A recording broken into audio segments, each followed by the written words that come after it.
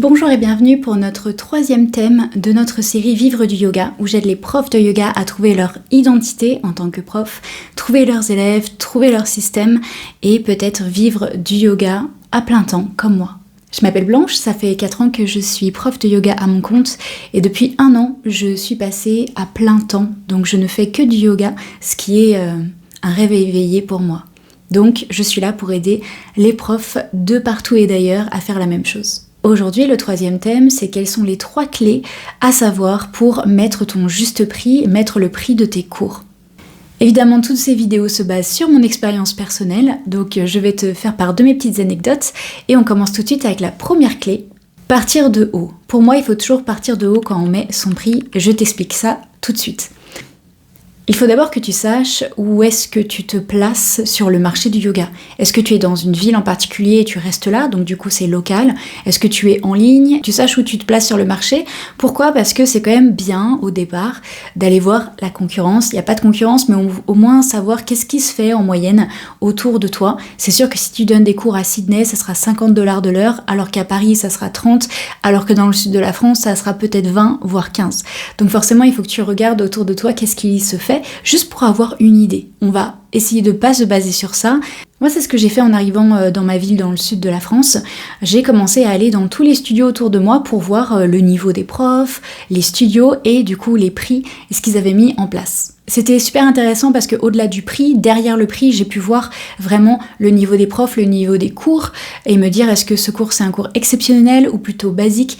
Quel prix est-ce qu'ils ont mis par rapport à ça? Parce que souvent, ça n'a rien à voir. On peut avoir un prof absolument extraordinaire et un cours à tout petit prix et puis un cours extrêmement cher, ça je l'ai vu à Bali, et le prof est complètement...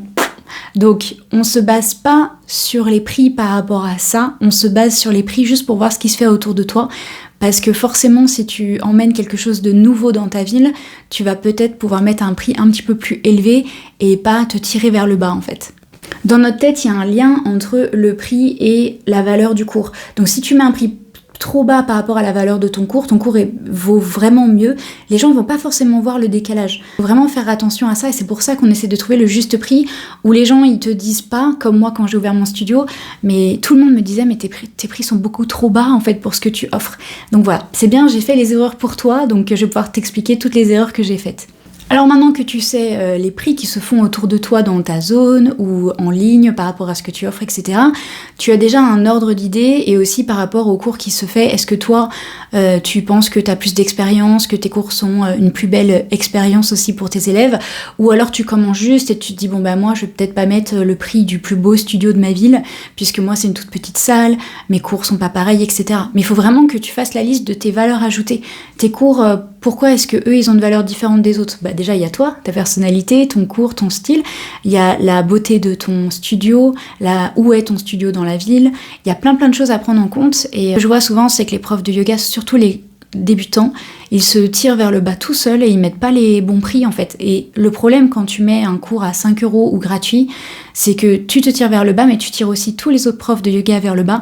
Et déjà en France c'est difficile de faire payer des cours de yoga aux Français, mais alors si en plus tu mets des prix tout petits, en fait tu aides personne, tu aides ni toi, ni le monde du yoga, ni tes élèves qui en réalité ne voient pas, ne perçoivent pas la valeur du cours et à quel point le yoga c'est un monde de transformation, c'est un monde merveilleux, donc si on offre ça à tout le monde gratuitement, ils vont pas forcément percevoir la valeur. C'est bête, mais ça marche comme ça.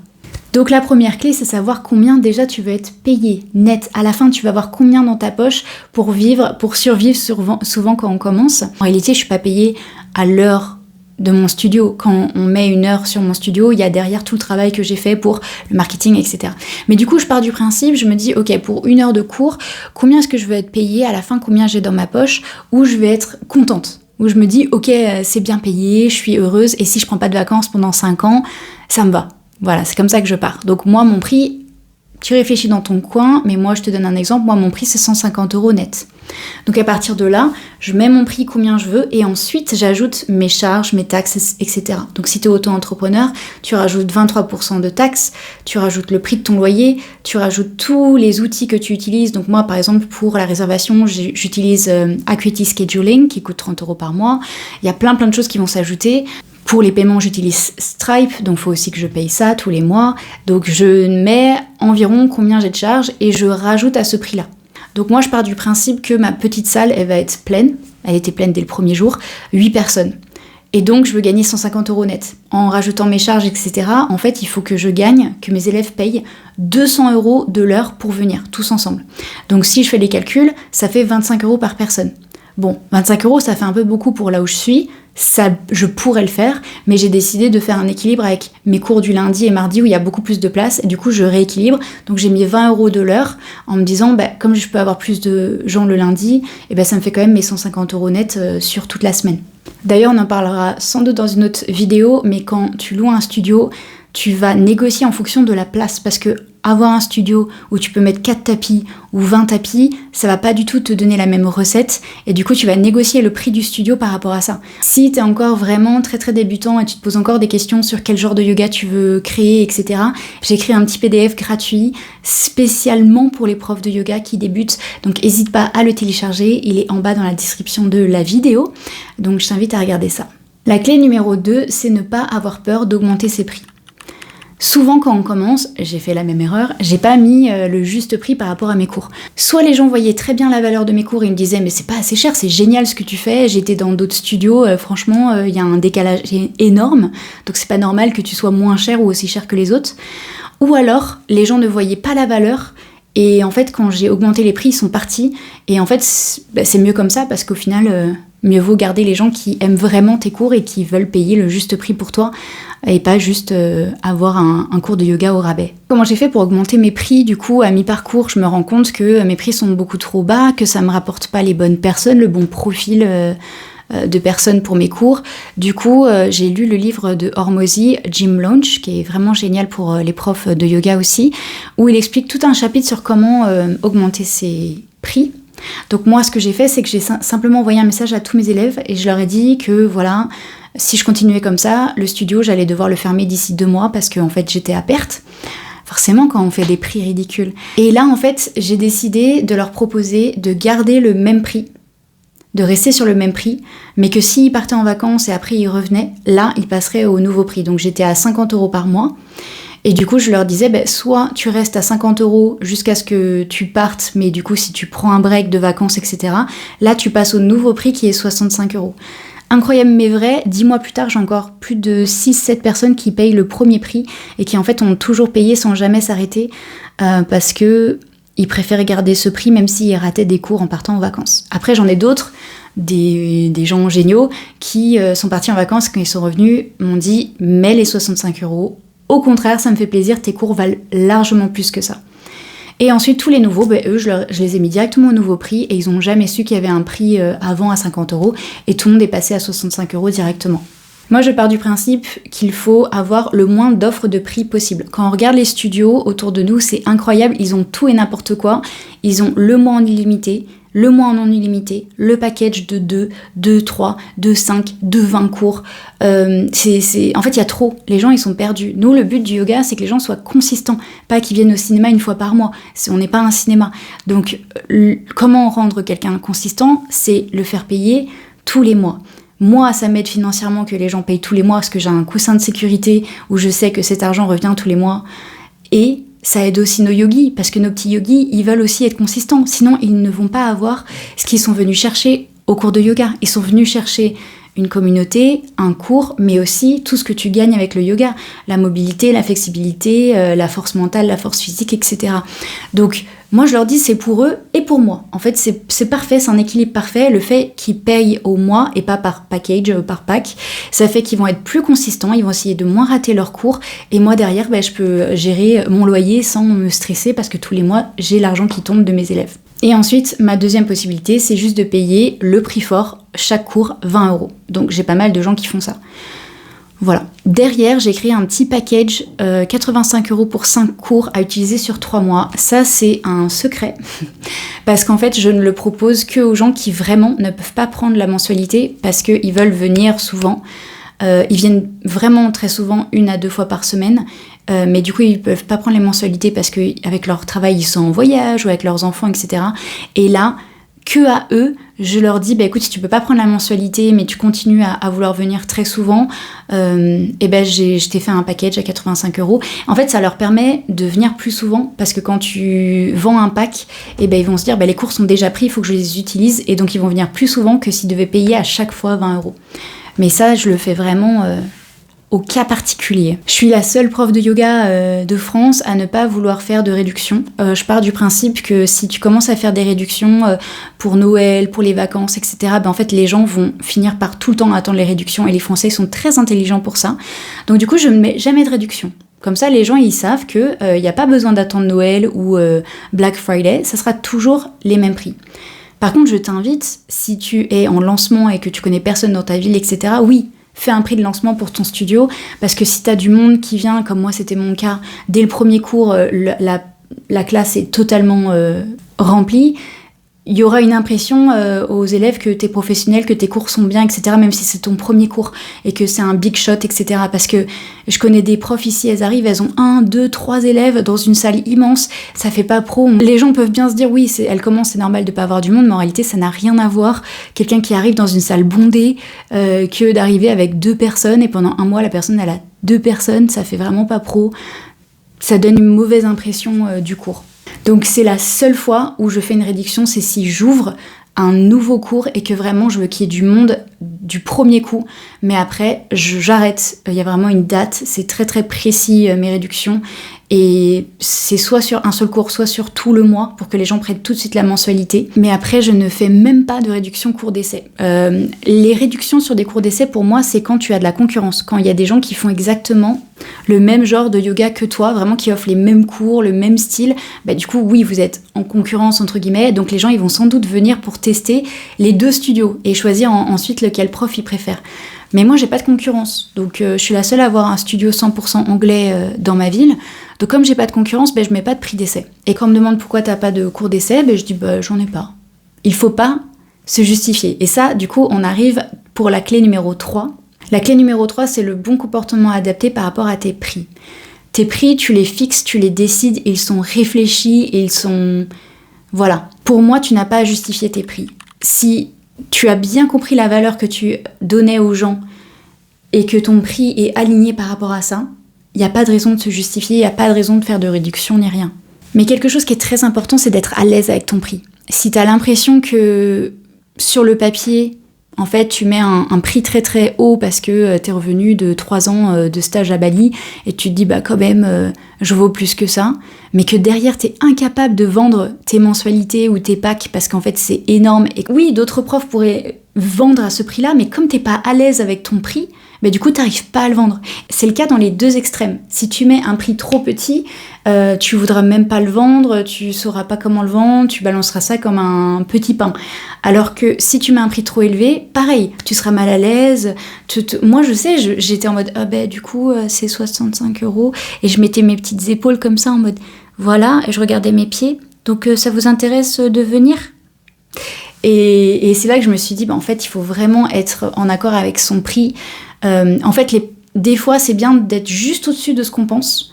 Parce que quand je suis passée de 50 à 65 € par mois, j'étais en mode les gens ils vont dire non. Je sais pas, dans ma tête je m'étais dit ils vont dire non.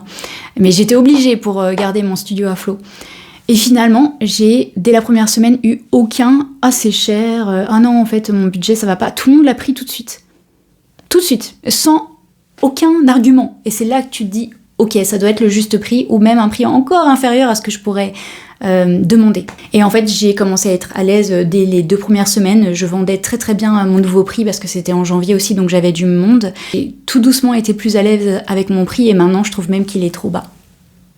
Voilà. Et donc, je pars du principe qu'il ne faut jamais se justifier. Et bizarrement, on doit toujours se justifier à des gens qui ne sont pas encore venus. Il y a des gens qui viennent me contacter par mail et qui me demandent un cours d'essai, un cours moins cher, etc. parce que mon cours est trop cher. Là, à chaque fois que quelqu'un me fait cette réflexion, votre cours est trop cher, c'est toujours quelqu'un qui n'est jamais venu à mes cours. Il n'y a pas une personne qui est venue faire son premier cours et qui ensuite m'a dit que c'était trop cher. Donc, c'est pour ça qu'il ne faut pas justifier, en fait. La personne, elle n'a même pas encore essayé. Donc moi je leur réponds simplement, écoutez, c'est le juste prix par rapport à ce que j'offre comme expérience. De toute façon, ils le voient sur les réseaux que mes salles sont pleines, donc forcément c'est que c'est le bon prix. S'il y avait 2 personnes, voilà. Mais les Français, tout ça, ils aiment bien grappiller, donc ils aiment bien venir nous embêter ou essayer par message d'avoir un petit cours gratuit, un petit cours d'essai. Et du coup, moi je leur dis que non, je fais pas de cours d'essai. Point. Il ne faut pas se justifier. J'ai un patron ici dans ma ville qui commence à justifier sur le prix de son loyer, le changement de structure. Moi, je suis juste une cliente en fait, ça ne m'intéresse pas et c'est pas mes affaires et c'est même c'est pas professionnel de m'expliquer que derrière, oui, mais en fait, je paye les taxes 23%, puis le loyer c'est 22 €. Non, tes élèves, ils ont pas à savoir tout ça. Tu ne te justifies pas. Tu peux dire vite fait, écoutez, c'est le juste prix pour que le studio reste à flot et que moi je puisse être payée correctement. Si ça vous va pas, vous pouvez aller voir un autre studio. En tout cas, moi je serais très content de vous accueillir pour un prochain cours. Voilà. La phrase toute faite qu'on dit souvent, c'est « Écoutez, les prix correspondent à l'expérience que j'offre à mes élèves. Je vous invite à essayer quand même un cours pour voir si finalement vous pourriez avoir le budget pour mes cours. Si vous n'avez pas le budget pour mes cours, vous pouvez très bien aller voir une association où les cours sont moins chers par exemple. » Voilà. La porte est ouverte. Je ne veux que des fans. Je veux des gens qui sont fans. Il y a 2 anecdotes sur lesquelles je voulais revenir par rapport à ça. Première anecdote, c'est que j'ai beaucoup d'élèves qui commencent à prendre 2 cours par semaine. Donc qui payent soit par mois 135 € pour 2 cours, soit qui payent vraiment à la classe et qui sont à 180 € par mois parce qu'ils s'achètent 2 cours par semaine, comme ça, 20 € à chaque fois. Et c'est là qu'on se dit, en fait, je peux vraiment mettre plus, quoi. Parce que les gens, s'ils aiment et qu'ils sont fans et qu'ils ont besoin de toi, ils mettront le prix, en fait. Donc je vois pas pourquoi on devrait tout le temps se dévaluer. Deuxième anecdote, j'ai des gens bien sûr qui sont partis en me disant que c'était trop cher. J'ai pas le budget, nanana. Et ces gens-là, je les suis sur Instagram et je vois que le mois d'après, ils partent en Grèce en vacances pendant 3 jours, qu'ils vont dans des restos super chers, que quand on sort en soirée, ils prennent 3 verres de vin à 8 €. C'est pas que les gens n'ont pas l'argent, c'est qu'ils ont un blocage de budget par exemple, ils se disent moi je veux mettre que 50 €, je veux mettre que 100 € par mois, etc. Donc si t'es au-delà de leur budget, voilà. Mais en tout cas, sache bien que les gens, ils ont de l'argent. Ok, si tu voyais comment ils vivent leur semaine et les conneries qu'ils s'achètent entre fumer, boire de l'alcool, des trucs que nous, yogis, ça nous passe là, nous, les yogis, on peut pas comprendre parce qu'on adore mettre de l'argent sur notre pratique, on adore, on peut mettre 200 € par mois pour une retraite de yoga incroyable ou pour des cours qu'on adore, etc. Nous, on a l'impression d'avoir un budget limité parce que c'est notre passion. Mais les gens, eux, c'est un truc qu'ils ajoutent à leur vie, donc pas besoin d'argumenter. Ne te dis pas que les gens n'ont pas d'argent, ne baisse pas tes prix pour les gens qui disent qu'ils n'ont pas d'argent. C'est une décision qu'ils ont à faire sur leur budget. Est-ce que vraiment tu as besoin du yoga et que tu veux vraiment être consistant ou non? Après, évidemment, petite pause, évidemment j'ai été étudiante, j'ai galéré à 400 € par mois, etc. Mais ça c'est des cas extrêmement rares et tu le sauras. La petite élève qui t'écrit à la fin du cours, c'était le meilleur cours de ma vie, j'ai adoré, mais je suis étudiante, je vais essayer de venir, mais avec mon budget, je peux venir qu'une fois par mois, mais je reviendrai. Là, je fais les calculs. Si j'ai de la place, qu'elle va pas prendre la place de quelqu'un qui paiera tout le prix, là, je peux voir pour lui faire un petit prix en sachant que moi aussi, j'y gagne, en fait. Si tu commences à être perdant, c'est le début de la fin, quoi. Mettre son prix, surtout au début, savoir ce que tu vaux, c'est très difficile parce que souvent il n'y a pas encore des gens qui t'ont payé, donc tu ne sais pas encore la réaction que les gens vont avoir à la fin du cours, à te dire vous êtes beaucoup trop cher, ils te diront, souvent ils te disent pas que t'es pas assez cher, mais moi ils me le disaient mes élèves que j'étais pas assez cher quand j'ai ouvert. Et moi je me souviens que c'était un problème quand j'ai ouvert mes programmes en ligne, j'étais allée à une table ronde, à une mastermind à Bali, et j'avais posé cette question du prix, combien je mets comme prix, du coup je mettais pas mon programme live parce que j'étais terrorisée par mettre le mauvais prix parce que j'avais travaillé sur ce programme pendant 6 mois, c'était mon bébé, donc je voulais pas mettre trop bas mais je voulais pas mettre trop et au final le prix c'est quelque chose d'extrêmement mental, émotionnel, donc je pense qu'il faut pas trop se prendre la tête, on essaye, on voit si ça marche, au pire on fait un moitié prix pendant quelques semaines et on prépare tout le monde en leur disant ça doublera le mois prochain. Tu essayes, tu expliques aux gens, voilà, je commence, je savais pas que mes prix étaient trop hauts, je savais pas que mes prix étaient trop bas. Et on peut toujours revenir en arrière finalement. Les tables rondes, les masterminds, c'est vraiment un truc extraordinaire pour les gens qui créent leur propre business, leur propre structure, etc. Donc si jamais ça t'intéresse, j'ai créé notre propre table ronde avec les profs de yoga. On se retrouve une fois par mois en ligne directement. Et on va discuter du blocage que tu as en ce moment. Donc tu as un temps de parole où tu vas nous expliquer quel est le problème, quelle est ta question. Et nous tous, en tant que profs, plus ou moins expérimentés, on va pouvoir te donner des retours d'expérience et on avance comme ça tous ensemble, c'est merveilleux. Si ça t'intéresse de rejoindre la mastermind, la table ronde, tu peux répondre au questionnaire qui est en dessous de la vidéo. On se revoit la semaine prochaine pour la prochaine vidéo de la série Vivre du yoga. À bientôt, prends soin de toi.